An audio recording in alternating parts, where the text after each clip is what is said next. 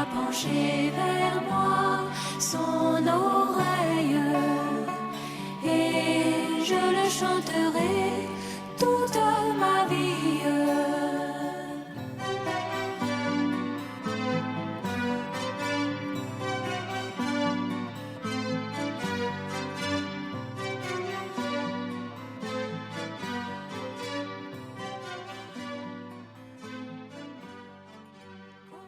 Gloire à Dieu. On va rester debout. Merci frère Jacques. Que le Seigneur te bénisse.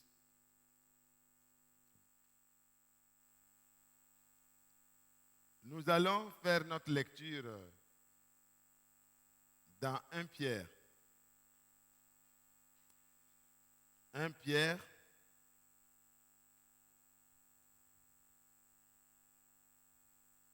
Au chapitre 1.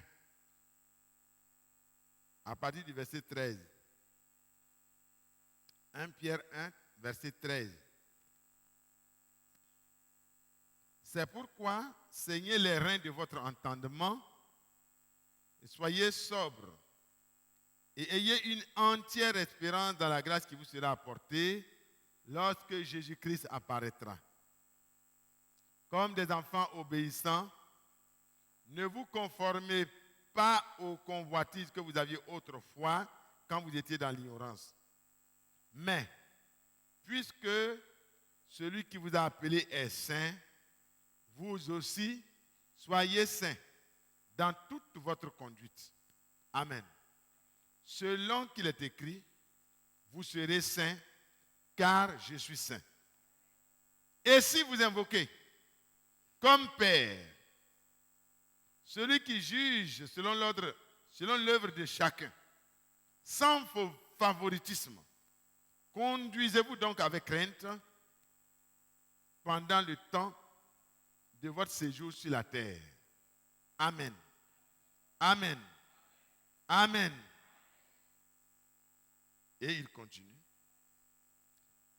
Vous savez que ce n'est pas par des choses périssables, par de l'or, de l'argent ou de l'or que vous avez été rachetés de la vaine manière de vivre que vous aviez hérité de vos pères, mais c'est par le précieux sang de Christ, comme d'un agneau sans défaut et sans tache, prédestiné avant la fondation du monde. Il fut manifesté à la fin des temps à cause de vous, je dirais à cause de nous. Par lui, vous croyez en Dieu, qu'il a ressuscité des morts et lui a donné la gloire, en sorte que votre foi et votre espérance reposent sur Dieu. Ayant purifié vos âmes en obéissant à la vérité, pour avoir un amour fraternel sincère, aimez-vous ardemment les uns les autres de tout votre cœur. Amen. Seigneur, encore une fois, ajoute ta bénédiction à la lecture de ta parole et parle à chacun de nous pendant quelques instants afin que nous puissions vaquer à la prière. Parce que tu nous as dit que la fin de toute chose est proche, d'être sobre et sage pour vaquer à la prière. Bénis-nous au nom de Jésus-Christ notre Seigneur. Amen. Gloire à Dieu. Asseyons-nous. Nous sommes à une réunion de prière et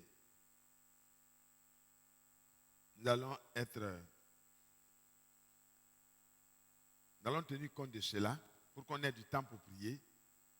Ici, vous savez que l'apôtre parle à ceux qui ont reçu le Seigneur comme eux. Amen.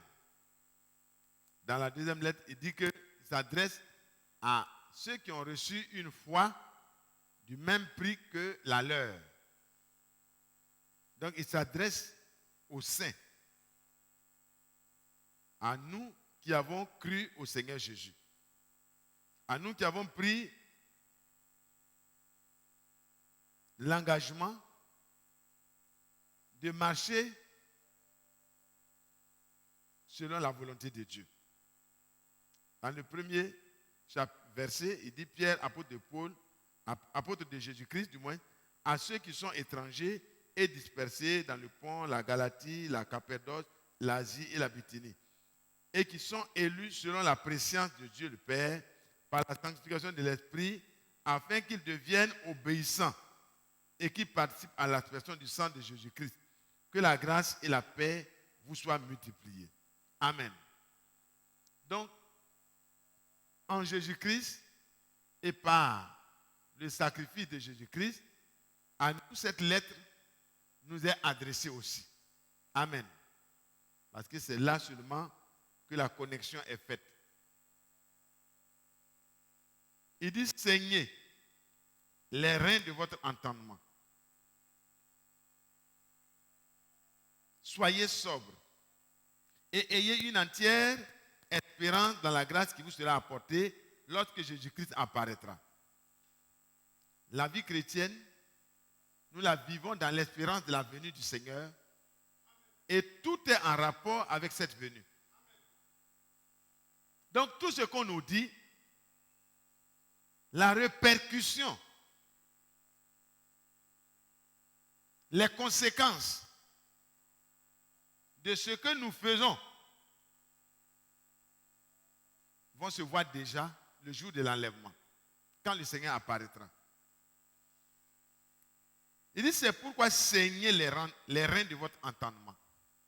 Votre manière d'écouter les choses de Dieu, d'écouter la parole de Dieu, doit être vraiment influencée, reliée ensemble. La ceinture permet de relier tous les vêtements d'en bas et d'en haut.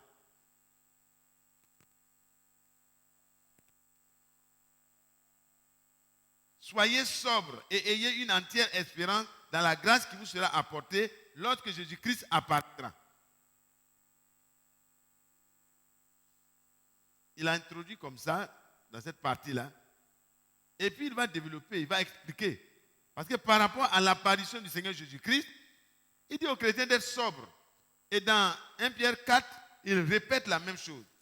Voyez, la fin de toutes choses est proche. Soyez donc sages et sobres pour vaquer à la prière. À cause de la fin de toutes choses. À cause de la venue du Seigneur.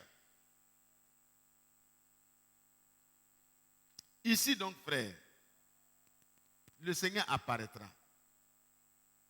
Et il y a une espérance qui est liée à l'apparition du Seigneur pour les chrétiens. Mais cette espérance ne peut être réelle et vivante que si les autres choses qui sont devant nous, nous nous examinons pour voir si ces choses-là sont une réalité. Il dit, comme des enfants obéissants, ne vous conformez pas aux convoitises que vous aviez autrefois quand vous étiez dans l'ignorance. Posons-nous la question. Nous qui attendons l'apparition du Seigneur, qui avons une entière espérance dans la venue du Seigneur qui va nous mettre au-dessus de tout ce que nous voyons qui nous influence sur la terre actuellement. Les maladies, les déceptions, les problèmes, à gauche, à droite. Ce n'est pas un régime qui va changer, qui va apporter une espérance aux chrétiens. L'espérance du chrétien réside dans la venue, l'apparition du Seigneur Jésus-Christ. C'est quand nous le verrons que notre corps, qui est souvent malade, qui est souvent éprouvé, qui a parfois des difficultés, va connaître un changement. Et quand ce corps connaîtra ce changement, qui sera sa rédemption, l'autre partie, notre esprit, notre âme, ensemble, nous serons réunis. Et nous serons enlevés. Et là, nous pourrons habiter la cité dont Dieu est l'architecte et le constructeur. Les nouveaux cieux et la nouvelle terre où habite la justice, ce n'est pas par un changement d'un nouvel ordre mondial. Non. C'est par Jésus-Christ quand il apparaîtra. Et vous les chrétiens, nous les chrétiens, nous devons mettre notre espérance uniquement dans l'apparition du Seigneur bientôt. Il dit, c'est pourquoi nous devons ceindre les reins de notre entendement. Et avoir une entière espérance dans la grâce qui nous sera apportée. Les faveurs que Dieu a préparées pour vous et moi, la frère, ce n'est pas des choses que l'or et l'argent peuvent être quelque chose devant ça. C'est trop petit. C'est trop petit en comparaison.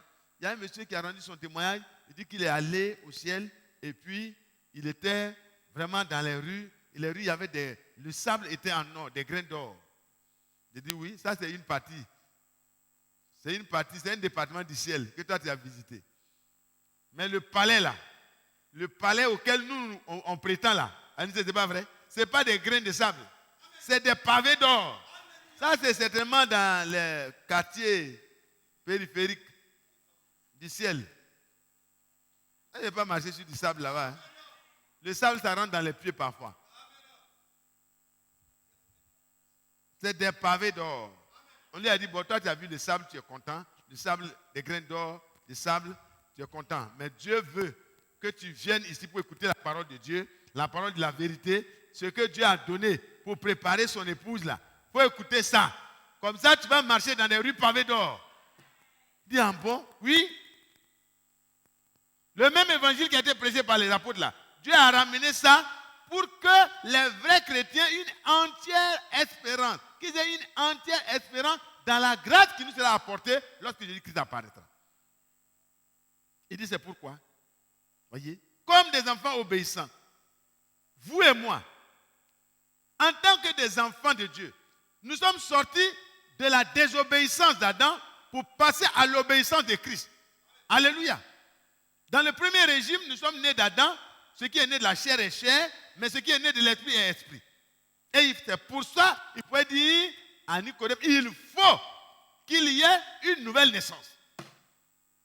Il faut que vous naissiez de nouveau. Parce que quand vous êtes né de la chair, ce n'est pas par des efforts que vous aimez les choses de la chair. Non, c'est normal, c'est naturel. Mais quand vous êtes né de l'esprit, ce n'est pas par des efforts. C'est votre nature d'aimer les choses de l'esprit. Et ici, frère, si nous sommes nés de Dieu, par la parole de Dieu, nous avons la nature de Dieu, nous avons la vie de Dieu en nous, alors nous allons être appelés à être obéissants comme le Seigneur lui-même. Parce qu'il a dit que le salut là, il est l'auteur d'un salut éternel pour ceux qui lui obéissent. L'obéissance, c'est la nature du Seigneur qui nous donne pour être capable d'obéir. Et dit maintenant, comme vous avez reçu cette nature, alléluia, comme des enfants obéissants, ne soyez plus emportés dans les convoitises, convoitises de femmes, convoitises de garçons, convoitises de l'argent, convoitises de pouvoir, convoitises de place, convoitises de temps. Le chrétien ne convoite rien parce que tout lui appartient. Le Seigneur décide ce qu'il veut lui donner, c'est tout. Sinon, tout vous appartient.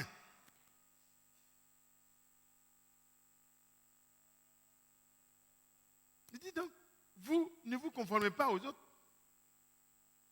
Vous étiez hier en train de convoiter à gauche, à droite. Mais c'est parce que vous étiez dans l'ignorance. Vous ne saviez pas quelle était la place que Dieu vous a réservée. Et comme vous ne saviez pas, c'est normal que vous soyez emporté à gauche, à droite. Mais maintenant, arrêtez-vous parce que vous êtes des enfants de Dieu, vous avez un statut spécial. Vous avez un statut spécial. Nous avons un statut spécial. Et il continue. Il dit, mais, puisque celui qui vous a appelé est saint, vous aussi, soyez saints dans toute votre conduite. Quand Dieu dit, vous aussi, soyez saints dans toute votre conduite, c'est un ordre. La parole est sortie. Et si tu la reçois comme ça, elle va te transformer. Tu vas être saint dans toute ta conduite. Le Seigneur te rend capable. Ce soir, tu peux dire à Satan, moi aujourd'hui là, je ne suis plus d'accord pour ne pas être saint. Je suis d'accord avec Dieu. Il a dit, puisque celui qui vous a appelé est saint, vous aussi, soyez saints dans toute votre conduite. Ça veut dire que c'est possible. La parole de Dieu te rend capable. Sarah n'était pas capable d'avoir des enfants. Mais Dieu a dit, y a-t-il quelque chose qui soit étonnant de la part de l'Éternel? Pourquoi Sarah s'étonne-t-elle? Pourquoi elle s'étonne? Elle n'était pas en train de douter, mais elle s'étonnait. C'était difficile. C'était une situation assez difficile. On va dire à Ali, on va dire à Mathias, soyez saints dans toute votre conduite.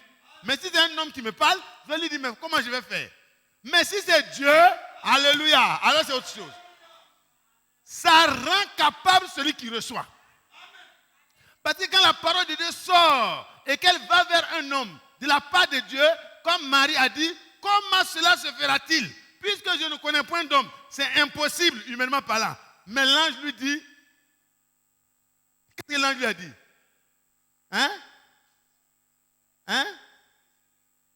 Oui, l'Esprit du Seigneur viendra sur toi. Voyez? Viendra sur toi. Et la puissance du Très-Haut te couvrira de son ombre. C'est pourquoi le Saint-Enfant qui naîtra de toi ne sera pas un enfant de quelqu'un qui est terrestre. Non, ça sera appelé le Fils de Dieu. Alléluia. Il dit, mais voilà, ta parente Élisabeth, elle est déjà enceinte de 6 mois. Parce que à l'Éternel, rien n'est impossible. Alléluia. La même parole qui rendit Sarah capable, la même parole est partie et a rendu Marie capable de concevoir. Et la même parole s'adresse à toi ce soir pour te dire, là où tu n'étais pas capable, le Seigneur te déclare, sois saint. Sois saint dans toute ta conduite. C'est-à-dire que la parole de Dieu aura son impact sur toi. Dieu aura sa marque sur toi. Dieu aura son empreinte sur toi par sa parole créatrice. Il crée en toi la sainteté. Il crée en toi la capacité. Il crée en toi la résistance au péché. Lui-même. Parce que sa parole a le pouvoir de transformer. De fils d'homme incapable, Dieu te rend capable. Et tu peux dire à Satan, hier, oui, je n'étais pas capable. Mais aujourd'hui, Dieu vient de me dire qu'il m'a appelé. Et comme il est saint, il m'ordonne. Et j'obéis. Je n'irai plus à ton rendez-vous parce que Dieu m'a ordonné de devenir saint. Et sa parole m'a transformé. Et mon cœur ne veut plus ce que je voulais avant. Une dernière fois. Non, une dernière fois, impossible, parce que je suis à Dieu maintenant. Soyez saints. Dans toute votre conduite. Puisque celui qui vous a appelé est saint. Oh Seigneur, c'est merveilleux. Donc c'est possible. Alors, il dit encore, mais puisque celui qui vous a appelé est saint, soyez saints. Dans toute votre conduite. Quand on dit dans toute votre conduite, frère, ça n'exclut rien. Toute la conduite, les paroles, les pensées, tout doit être sanctifié. Parce qu'il est écrit dans Jean 17, sanctifie-les par ta vérité, car ta parole est la vérité. C'est la parole qui rend saint. L'Esprit de Dieu vient pour donner la force aux chrétiens qui acceptent la parole. Alors, les gens vont se poser la question, oh, mais est-ce que toi tu peux? Dis-moi, je ne peux pas. Mais je puisse tout par celui qui m'a parlé, celui qui me fortifie. Tu es sûr que ça va arriver? Oui. Aussi vrai qu'il a dit que la lumière soit et la lumière fut. Aussi vrai qu'il a parlé et tout s'est réalisé. Aussi vrai que Marie a pu concevoir pendant qu'elle est vierge. Aussi vrai que Sarah a pu avoir un enfant à l'âge de 89 ans. Aussi vrai que Abraham à 100 ans environ a eu un enfant encore de sa vieille femme. Aussi vrai que. Alléluia. Aussi vrai que loin de la civilisation, Abraham a pu trouver un bélier pour offrir un sacrifice parce qu'il a été obéissant. Aussi vrai, je serai saint. Parce que mon Dieu est capable. Il me rend capable. Il me rend capable. Alléluia. Alléluia. Oh, que c'est beau. Que c'est merveilleux. Selon qu'il est écrit, vous serez saints car je suis saint. Quand le diable va venir m'opposer quelque chose, oui, mais ta femme exagère. Ce qu'elle est en train de faire là, mais on ne peut pas supporter ça. Tu dis, mon frère, non pas mon frère, mais c'est Satan. Comprenez que Dieu m'ordonne d'être saint dans toute ma conduite. Ça ne dépend pas de ma femme, ça ne dépend pas de mon patron, ça ne dépend pas de mon collègue, ça dépend de Dieu qui m'a ordonné. Moi, je suis lié à Dieu dans mon cœur et mon cœur a décidé de lui obéir. Alors, je ne regarde pas ce que l'autre fait, mais je regarde ce que Dieu m'a dit de faire. je serai saint. Dans ma conduite, je serai saint. Dans ma marche, je serai saint. Dans mes paroles, je serai saint. Dans mon esprit, je serai saint. Alléluia. Par la grâce de Dieu. Que Dieu vous bénisse. Vous serez saint car je suis saint. Et si vous invoquez comme Père celui qui juge selon l'œuvre de chacun, sans favoritisme, conduisez-vous donc avec crainte pendant le temps de votre séjour sur la terre. Alléluia. Il dit, mais Dieu ne va pas calculer pour regarder ce que vous êtes avant. Non, il vous rend capable. Mais si vous ne prenez pas ça au sérieux et que votre conduite n'est pas réglée selon la parole, alors quand Dieu va juger, c'est sans favoritisme. Vous pouvez avoir tous les titres. Je suis prédicateur, je suis ancien, je suis quoi, je suis en quoi. Et Dieu dit, mon cher ami, je juge sans favoritisme.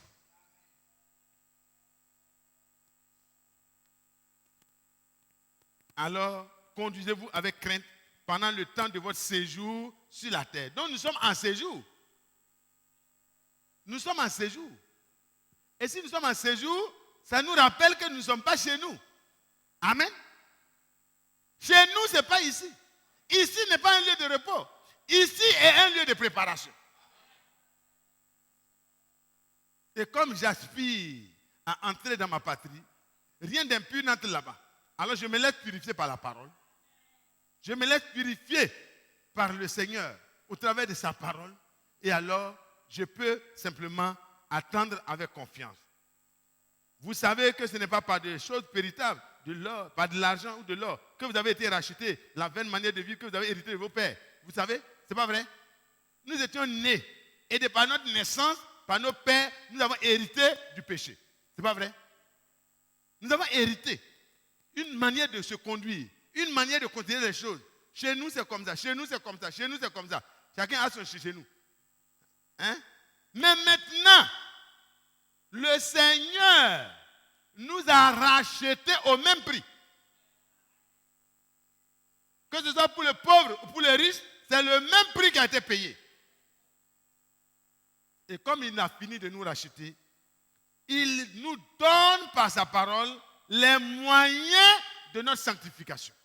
C'est pourquoi il a ramené la vraie parole qui était au commencement, l'eau pure, qui a lavé les autres et les a rassemblés là. C'est ça qu'il ramène. Il ramène la même prédication, la même parole, pour dire aux chrétiens que ce n'est pas une affaire d'indulgence à payer. Non, c'est une affaire d'avoir confiance au Seigneur et se laisser sanctifier en étant d'accord pour que la parole de Dieu fasse son travail. Et alors, Dieu peut prendre plaisir à venir habiter en nous pour que notre vie ne soit plus notre vie, mais la vie de Dieu.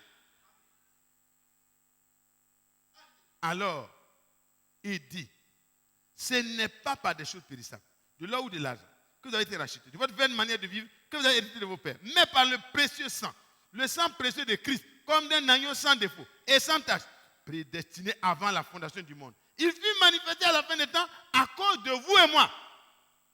Christ a été manifesté à la fin des temps. Ce n'est pas pour lui-même, c'est pour vous et moi, afin que nous soyons rendus capables d'être participants à la nature de Dieu. S'il n'y avait pas eu Golgotha, aucun homme ne peut prétendre à la sainteté. Ce n'est pas possible.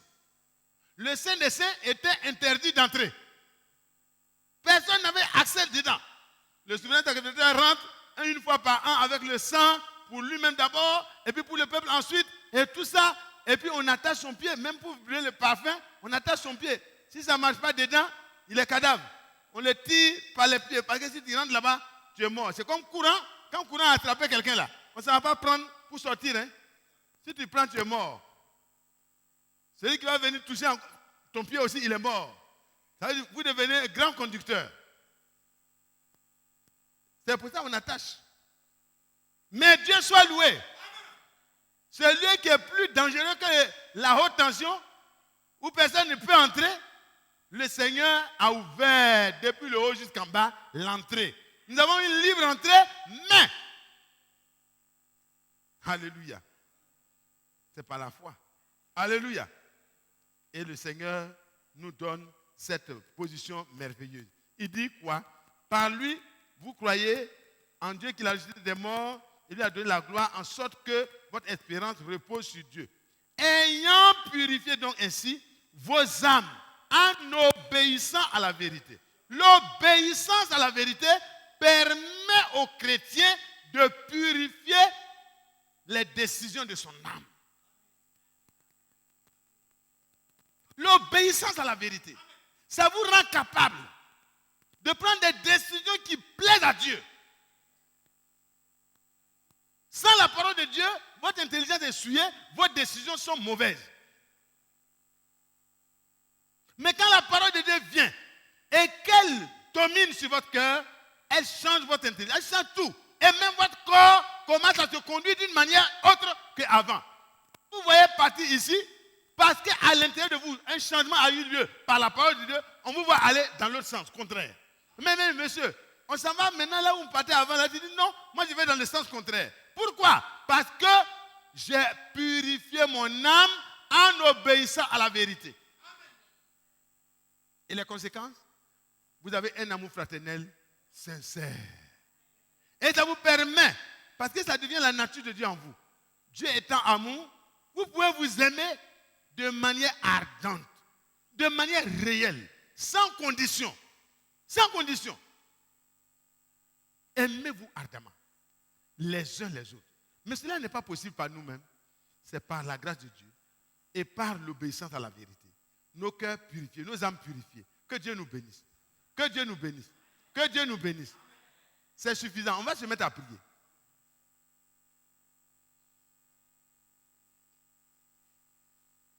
Donc, si vous voulez retenir, on m'a demandé l'autre jour qu'on n'a pas de thème. Soyez saints dans toute votre conduite.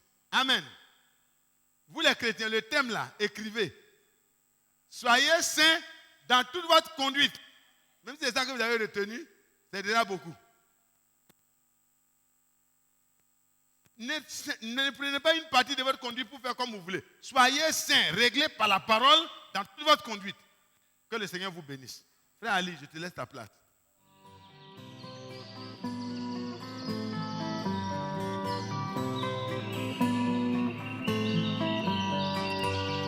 J'aime l'Éternel,